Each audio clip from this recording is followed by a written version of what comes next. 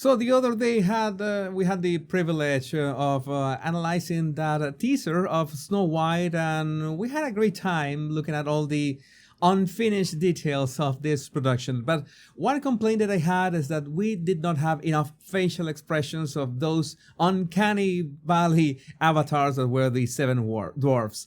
But now we have this footage of from this cam in which we can see a scene that, well, you know, the Snow White is all of feminist now, and she's not going to clean up the house. No, she's gonna put the dwarves to clean up the house because, well, for reasons.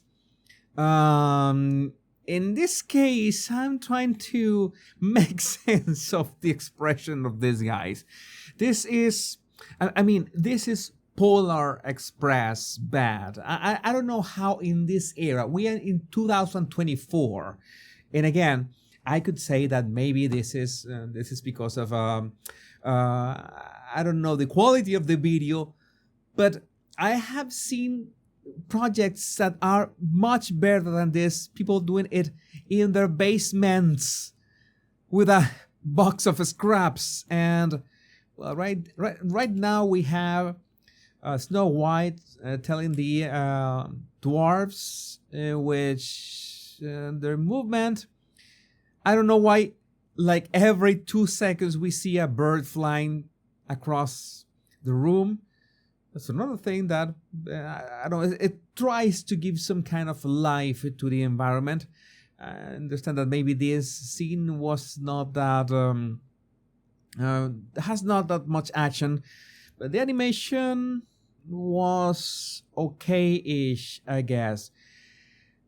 My opinion is that the animation of the dwarves looks like done with mocap. Somehow was done with mocap. You know that we used to see that animation.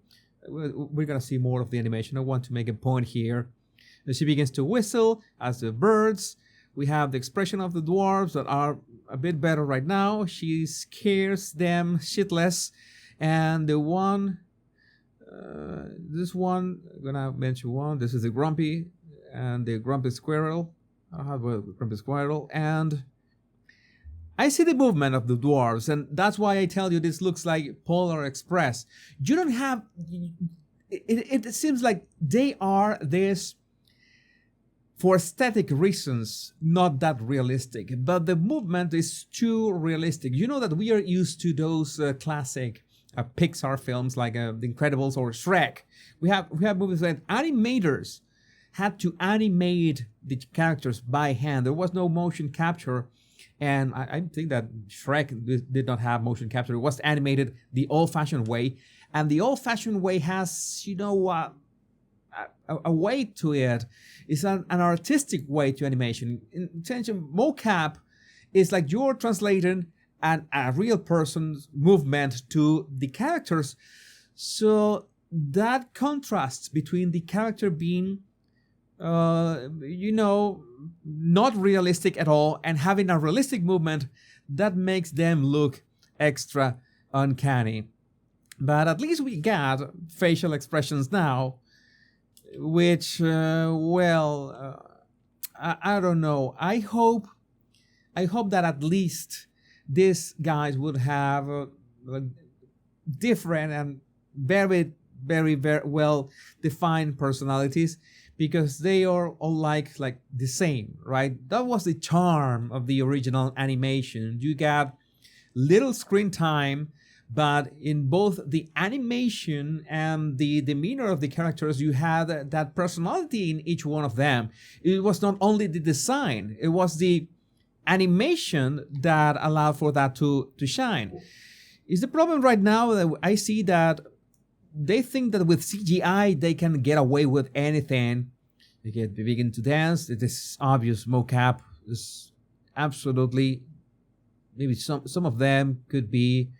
And why does this guy look like Pete Buttigieg? I don't understand, but well, maybe he's passable. But again, it's not like the original animation that you had this absolutely goofy expression and design, but it's something like wants to be goofy, but at the same time wants to be look like a human being, but at the same time has this plastic nature of being like a puppet.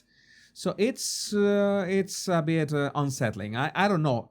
Maybe I'm wrong, but or maybe I was born in a different era. But I would be scared of this kind of stuff if I was a child. Maybe kids of this age, of this era, are not scared by this kind of stuff. This is absolutely mocap. This no way it was animated by hand. It looks too smooth, looks too real life. I might be wrong, but I don't think I am. It's like this. It's like the expression of this thing here. It's like the terror, the horror. I have seen things. You have not seen what I've seen. No, that is the from the Rings of Power, right? No, it's a bit odd. It's a bit odd. It's uncanny. Polar Express stuff. How long was the Polar Express premiere? It was like, I don't know, 10 years, 15 years ago, 20 years, I don't know when.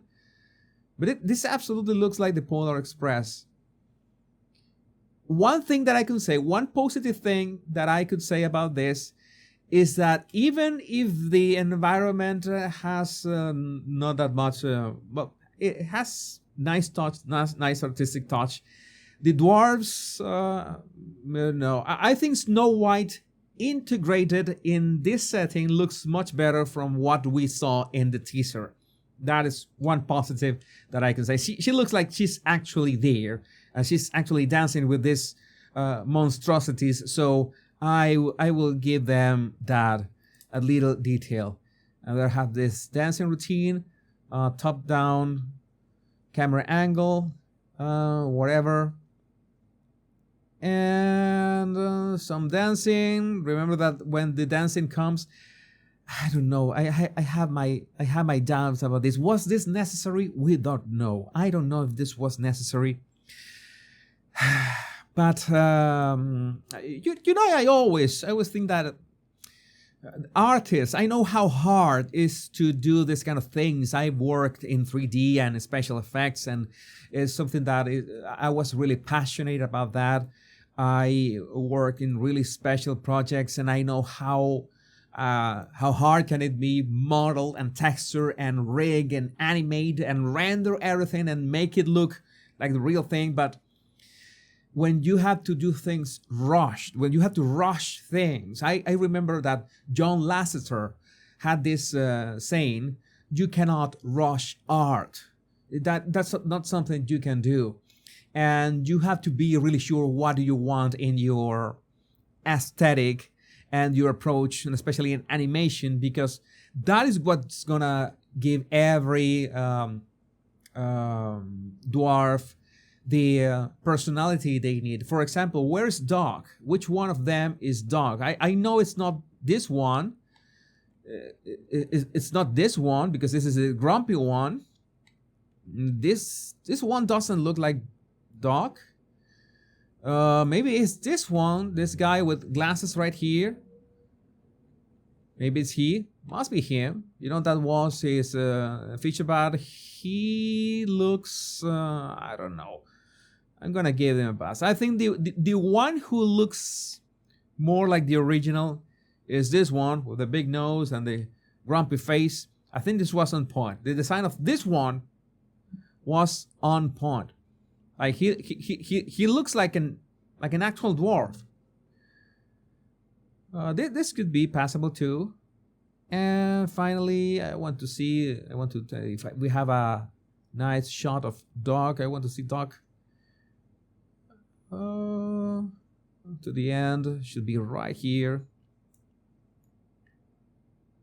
It seems that they don't want to show Dog that much. Well, no, Dog, maybe other scene will be your time to shine, but absolutely is this guy from here.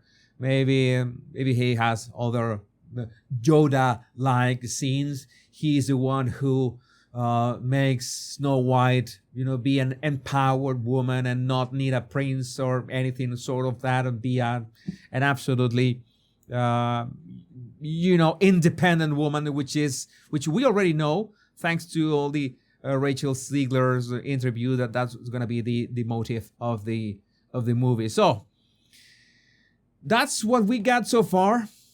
I would love to watch more footage of this, and of course this is 2025, we're still a bit away.